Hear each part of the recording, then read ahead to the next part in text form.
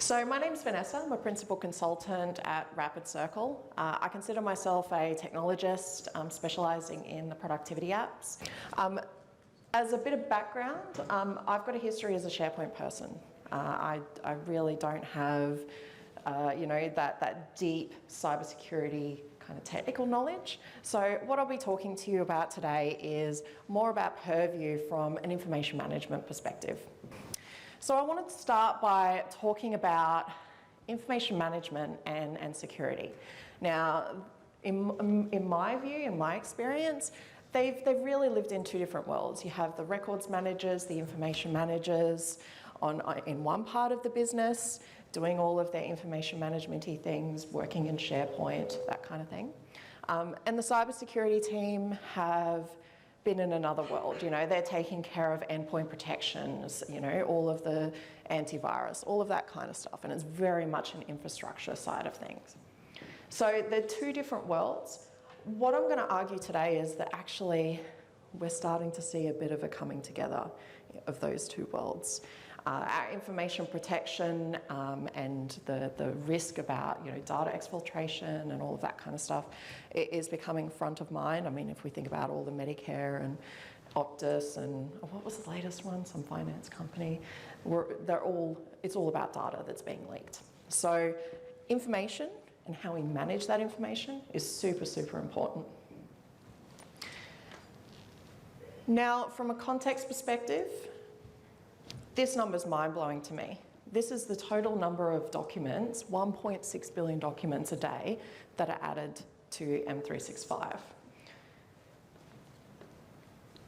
That is going to turn into about 130 billion terabytes of unstructured content a day added to M365 by 2025. That's an insane amount of content. Now, a lot of that isn't going to be super sensitive secret squirrel stuff, but there is going to be some of it that's going to carry some organisational risk with it. We're going to end up spending about $46 billion yearly to store and manage that content. So that's a massive, massive number, and that's obviously across a lot of different industries, but it's still huge. Now, this is all about being able to know your data, discover your data, what it's for, identify the types of sensitive information within your organisation, but also be able to understand intent and context. Some of that is technical. I'm still a firm believer as well in the business context, being able to engage with your business because they are the ones who know their content. The really, really cool features that we have as well is being able to do things like apply adaptive protection over your data. So using rules, AI, all of those cool things to dynamically find and classify your sensitive content. So I'm going to do a little bit of a demo because I want to show you what that looks like. Now, I'm going to show you from an end user perspective what that might look like. Microsoft Purview provides a few different methods for protecting sensitive information. One of those methods is through data loss prevention policies, which allow you to define rules to identify your sensitive information based on classifiers. For example, if you want to automatically identify financial data, privacy data, health data, or other types of sensitive information, you can create data loss prevention policies to automatically apply protections over that data. For example, this particular financial data policy is applied over Exchange, SharePoint, and OneDrive, and it's detecting either a low or a high volume of US financial data. These policies leverage what we call classifiers, which allow us to detect sensitive information types through Microsoft's or your own custom algorithms. For example, financial data or privacy data might contain classifiers for driver's license numbers or bank account numbers. You can also use trainable classifiers to identify sensitive information such as agreements, bank statements, or other types of information which leverages artificial intelligence to automatically identify based on particular patterns within those documents. You can also use exact data match classifiers to input your own documents or files that the exact data match classifiers leverage to extract the patterns from that data and then automatically apply protections over it. When you apply data loss prevention policies to detect certain types of sensitive information over your SharePoint, Exchange, or OneDrive environment, you can set those policies to apply certain enforcement actions according to the best interests of that policy. For example, I'm in a document library here, and this particular document has a little red flag alerting the user that the document contains sensitive information. And when I open up the information panel, I can see that access to the item is blocked because it conflicts with a policy in my organization.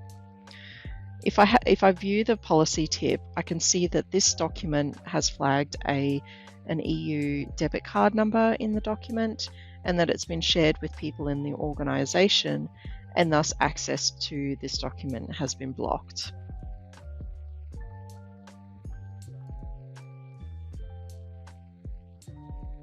Another method of applying a protection over your information is through the use of sensitivity labels or protective markings. Sensitivity labels allow you to define a taxonomy of terms that allow you to identify how sensitive your content is. And this might be based on particular regulatory protective marking definitions or whatever makes the most sense to your business. The sensitivity label taxonomy can be defined through labels or sub-labels and are usually ranked from lowest sensitivity through to highest sensitivity. Sensitivity labels can then also be published to the relevant audiences. For example, if you wanted to make a finance label available only to the finance team, like this policy here, then you can make that available just to that group of people or through a particular service like Exchange or SharePoint.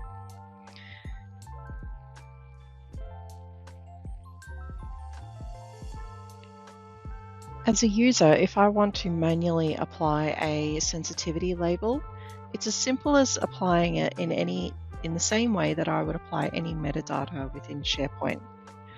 For example, if I select the information panel on this particular document here, I can choose the sensitivity label from the information panel. Similarly, if I'm within the document, I can also choose the sensitivity label and apply that sensitivity label to that document. The more sensitive the document, the greater the protections over that document may be. For example, I can choose to apply a watermark or even apply encryption over a document to protect the document from being shared or visible to certain people. The same applies for sensitivity labels in emails. For example, if I wanted to send a particular sensitive email to a colleague within or outside the organization, I can just simply choose the sensitivity label from the menu here and choose the level of protection that I want to apply over that document. This particular label you can see is only for trusted people, and I may be able to choose who that trusted person is, depending on the settings that have been applied for that particular label.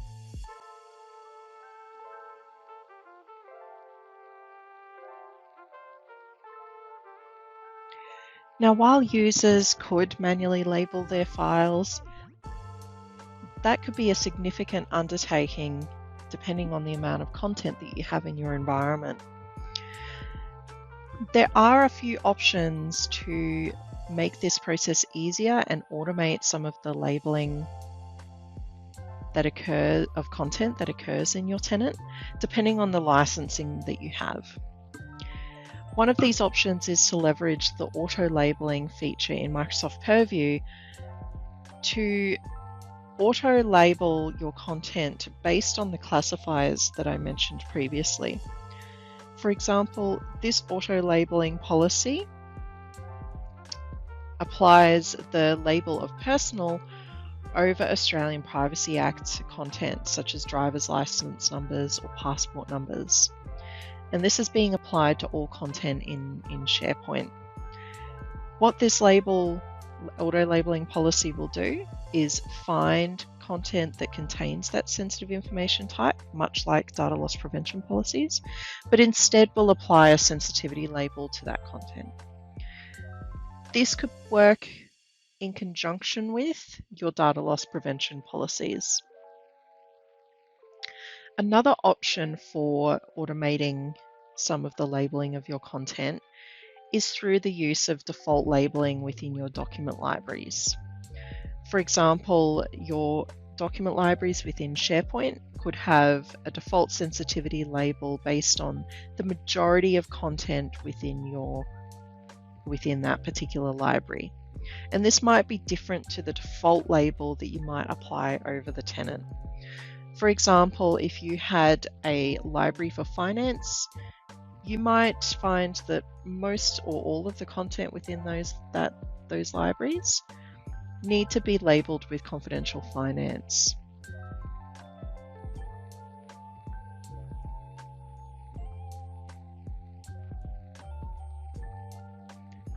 Another option for automating the labeling of your files is to leverage Microsoft Syntax. For example, Microsoft Syntax allows you to automatically extract information from your documents, for example, within this contracts library here. And you can extract that data and apply that as metadata within your SharePoint document library. As part of that, you can also automatically apply sensitivity labels to that content. This occurs within the model configuration, where you would apply your example files and train the classifier on extracting that information based on example files or templates. But within the model settings, you can also define what sensitivity labels should be automatically applied to those extracted documents, or even a retention label if you also want to apply records management over those documents. When you upload a file using Microsoft Syntax, it will automatically identify, classify, and extract and classify the metadata that it finds. For example, if I uploaded this Hobbiton Builders document and allow it to extract the information, it will extract information from the document about that particular customer or vendor or other contract information, but it will also automatically apply my sensitivity and retention labels at the same time, thus making it a lot easier to classify your documents, particularly sensitive documents such as contracts. And here you can see now that that document's been extracted, it's extracted the customer, which is Hobbiton Builders, applied the sensitivity and retention labels, and also extracted other information about that contract. So I want to talk a little bit about common file management approaches, and this is just really me sharing a few key learns throughout my career as a SharePoint person. Metadata, we love it. You know, you're able to classify your document, you're able to search on it, you're able to, apply your records processes over it. We used to say, no folders, metadata everything, and that either went really well or more often, in my experience, relatively poorly. We also talk about permissions. So essentially sites are considered, a security boundary, as it were. But what that did was create information silos. And so what we ended up talking about was this mantra: open by default, sharing is caring. If it's not sensitive, don't lock it down.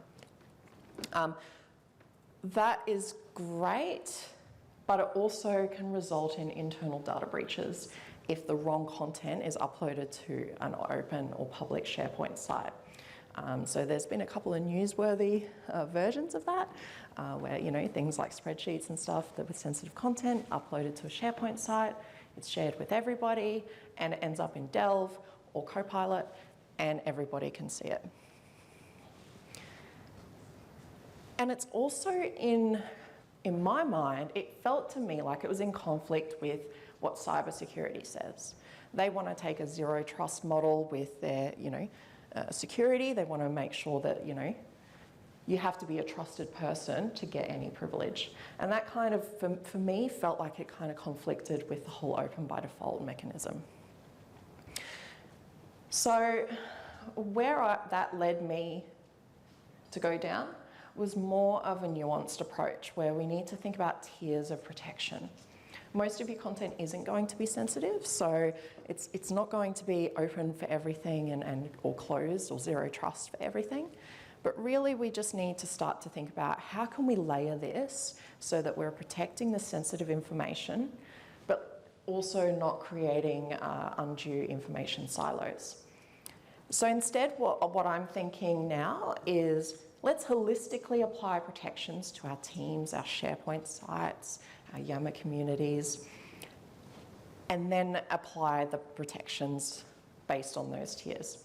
So these are some of the examples of settings that you might want to apply, whether or not it's a public or a private team, who should have access, whether or not they should be able to create private or shared channels, what the guest access settings are, conditional access policies, also your sharing settings, so whether or not your default sharing link is of a certain type, and that can be changed from the tenant level setting as well.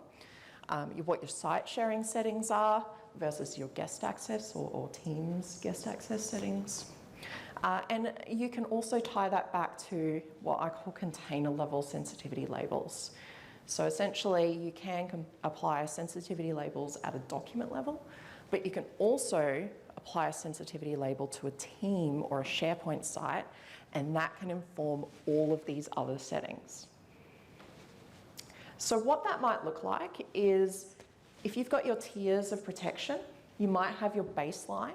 So this is a table, don't have to read it all. Essentially, this is taken from actually Microsoft's tiers of protection, and I've implemented this for other clients and kind of taken it as an inspiration, and then made it my own for a particular customer.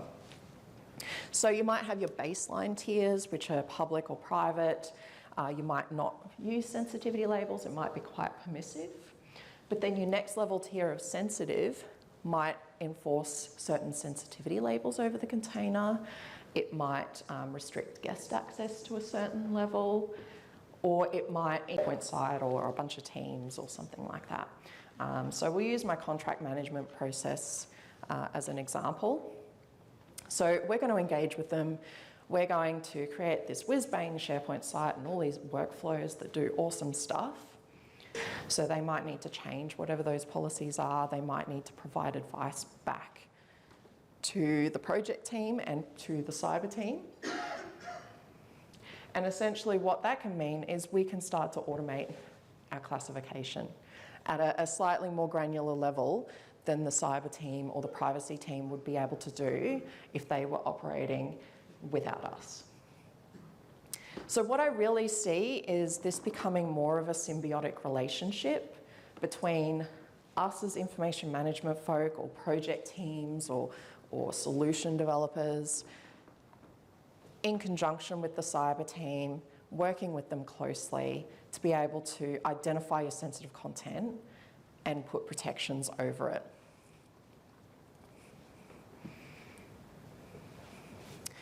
So I want to finish with a very cute picture of a cat and a puppy. Again, cybersecurity, and information management, we are better together. We want to be able to work closely with people. We don't want to be barriers for each other. There's some really cool stuff that we can be doing in Microsoft Purview, SharePoint Syntax, or even some of the out-of-the-box capabilities at a file or a container level or workspace level to make things easier for people. This is going to be a journey. So I mentioned before that sensitivity labels, it's a whole project unto itself. So it needs the attention that it deserves. It needs its whole project spun up. We cannot just roll it into a Teams rollout or a migration project. What I got really excited about though is that I do a lot of file share migrations, right? It's just, I think I'll be doing that for the rest of my life. But when I do these file share migration projects, I'm like, oh my God, I can just go talk to the business, talk about when they're going to migrate their content, go to the cyber team and say, hey, I'm about to migrate these files. You've got some Purview DLP stuff on the go at the moment. What's going to happen? Are there going to be retention policies or DLP policies that are going to kick off and make you panic? Or do we need to make some changes to those policies? I'm about to migrate HR into M365 and they're going to have all these employee agreements. Do we have DLP policies or sensitivity labels in place to be able to manage that? So I got really excited about that. There are scanners that can help with that. So there's the Azure Information Protection Scanner. However, I have got a colleague at the back there that had a lot of trouble with that recently, so just go with caution. But yeah, it's a really exciting time. I just want to make sure that we all think about security and information protection when we're doing all our cool SharePoint projects.